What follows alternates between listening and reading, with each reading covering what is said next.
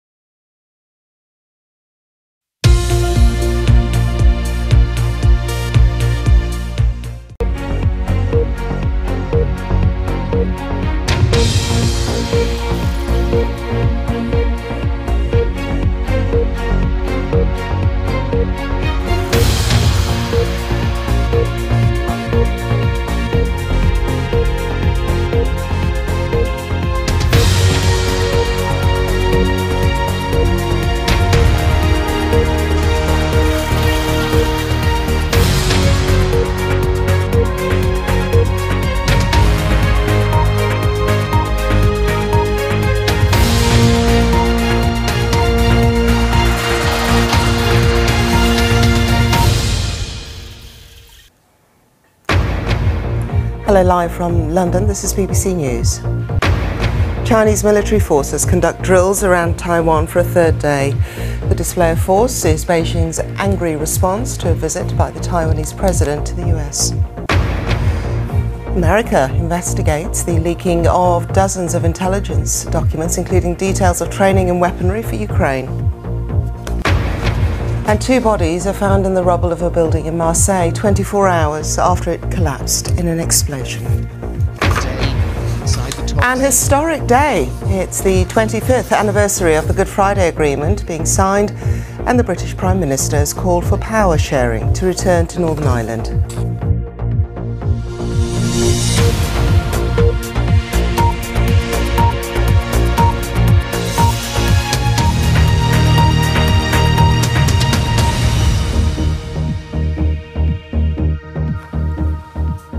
Hello and welcome to BBC News. Chinese military forces are conducting drills around Taiwan for a third day. Taiwan's Defence Ministry says it's detected 11 Chinese warships and 59 aircraft around the island. 39 entered Taiwan's air defence zones on Monday morning. Well, these are some of the latest images of the drills released by China's military and shown on the country's state television. The Chinese display of force has added to tension between China and the United States.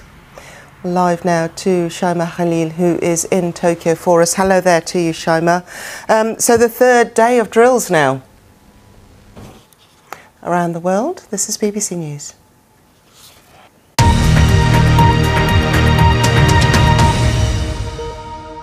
So I'm going to start here with you. A student-led wellbeing workshop at this secondary school in Abergavenny. Here, being open about mental health and supporting people's well-being is a key focus, especially since the pandemic. A national school survey of 11 to 16-year-olds found girls were almost twice as likely as boys to experience high levels of mental health symptoms. Spending too much time on my phone, but also it doesn't have to be on screens. I find that I am impacted when I spend lots of time just not doing anything. The survey, which is carried out every 2 years, found that between 2017 and 2021, fewer teenagers said they were exercising regularly.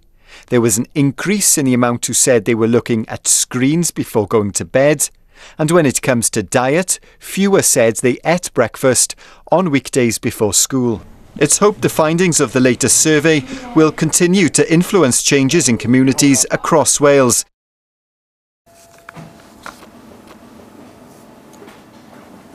You're live with BBC News. Now, Twitter has added a label government-funded media to the BBC's Twitter account. The BBC has a number of accounts on the Twitter platform. The one in question, at BBC, has 2 million followers and primarily shares updates that aren't related to news. Well, the BBC objected to the label, saying that it is independent and funded by the British public through the licence fee. How wonderful. Well, however you've spent your Easter, I hope it's been a peaceful one. You've been watching BBC News, and I'm Lukwesa Burak. You can find me on Twitter. I'm at Lukwesa Burak. Have a wonderful day.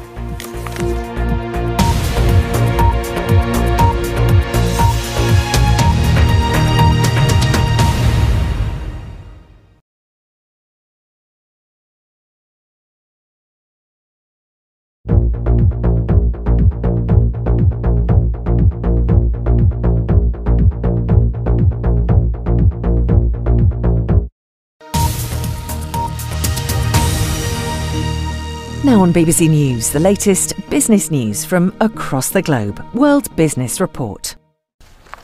Hello, this is BBC News. I'm Sally Bundock with the top business stories.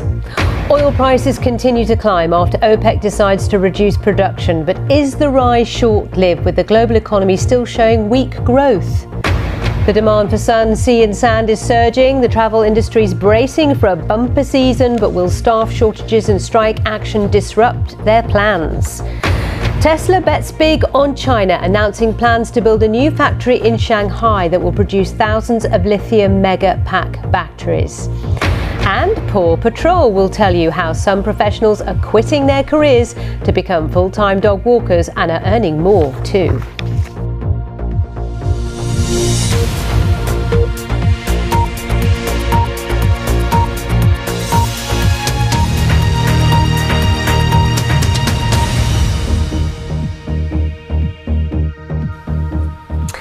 So once again, we are looking at oil prices because they are going up and up. In the last 3 weeks alone, they've risen by some 20%. And this time last week, prices were surging after the oil cartel OPEC Plus decided it would reduce its combined output by 1.1 million barrels a day.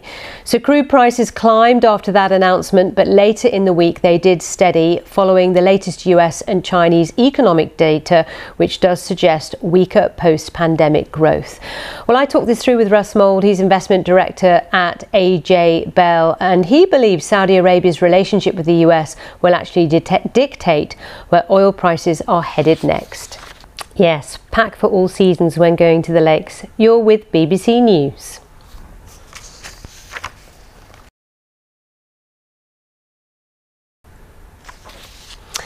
You're live with BBC News. Now let's continue with our business coverage. Have you ever wondered how dog walkers make ends meet?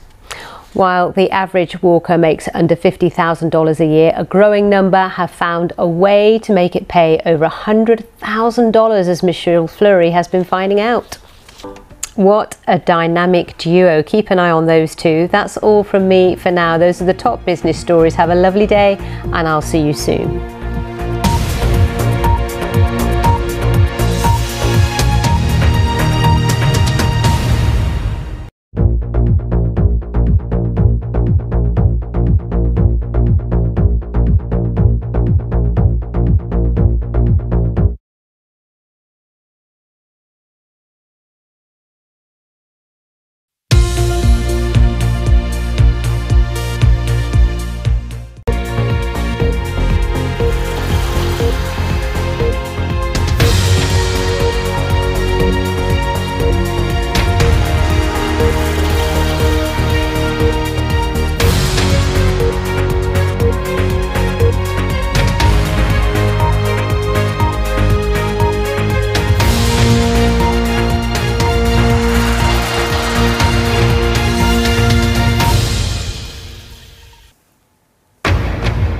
Live from London, this is BBC News. Chinese military forces conduct drills around Taiwan for a third day. The display of force is Beijing's angry response to a visit by the Taiwanese president to the United States. On the 25th anniversary of the Good Friday Agreement being signed, the British Prime Minister calls for power sharing to return to Northern Ireland. Also, Elon Musk says the BBC is among the least biased news organisations. It's in response to the BBC's objections to being labelled as government-funded media on its main Twitter account.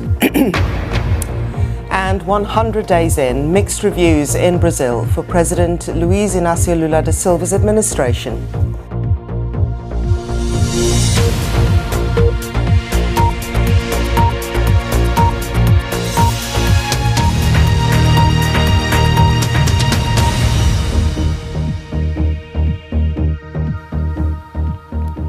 Hello and welcome. Chinese military forces are conducting drills around Taiwan for a third day. Taiwan's defense ministry says it's detected 11 Chinese warships and 59 aircraft around the island. 39 entered Taiwan's air defense zones on Monday morning.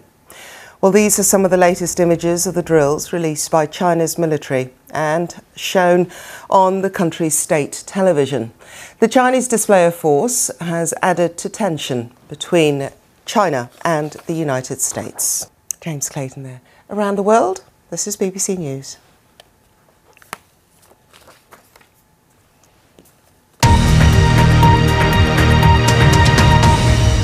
Wendy and Ian have been married for 36 years and they've got 3 children and 2 grandchildren. But everything changed in 2014 when Ian was diagnosed with frontotemporal dementia at just 50 years old. 2013, he was behaving in a bit strange ways. We didn't think he was ill, we just thought that there was something wrong. I actually thought my marriage was breaking down because he seemed to ruin everything that we were trying to do. Frontotemporal dementia mainly affects people between the ages of 45 and 65. Symptoms can include personality and behaviour changes and problems with language and mental focus. Wendy is pleased that there's already more awareness surrounding frontotemporal dementia since the actor Bruce Willis has been diagnosed with it. If there's celebrities out there that can promote this, it's fantastic. There is still no cure or even a way of slowing the disease down, but Wendy hopes that more awareness will help those living with it and their families. Hello, you're live with BBC News. In October 2022, Brazil experienced a dramatically polarised election that was decided by a razor-thin margin of less than 2 percentage points. Luiz Inácio Lula da Silva became head of state for the 3rd time in January, 20 years after the start of his first presidential term. Well, Lula's administration today hits the 100-day mark. So how has it been faring? I'm joined now by the BBC's Daniel Gallas. So how's it doing, Daniel? She doesn't look impressed, does she? You are watching BBC News. Plenty more coming up shortly. In the meantime, I'm on social media at Lukwesa Burak.